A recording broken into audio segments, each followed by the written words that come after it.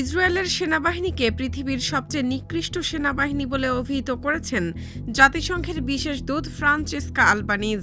তিনি বলেন, ইসরায়েলি সেনাবাহিনীর কর্মকাণ্ড সব সীমারেখা অতিক্রম ও আন্তর্জাতিক আইন লঙ্ঘন করেছে।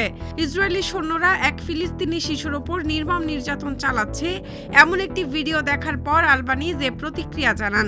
আলবানিজ তার অফিসিয়াল অ্যাকাউন্টে লেখেন, আমি যথেষ্ট দেখেছি, তাই সম্পূর্ণ নিশ্চিতভাবে বলছি, ইসরায়েলি সেনাবাহিনী পৃথিবীর সবচেয়ে নিকৃষ্ট সেনাবাহিনী।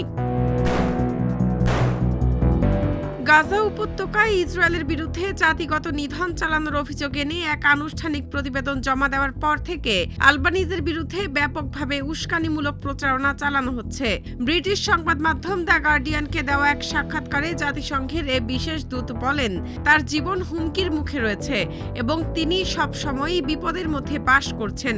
আলবানিজ আরও বলেন, প্রতিবেদনটি প্রকাশ করার পর থেকে তিনি যে চাপ ও হুমকির মুখোমুখি হচ্ছেন তাতে তার পরিস্থিতি এখন রোলার কোস্টার রাইডের মতো হয়ে উঠেছে।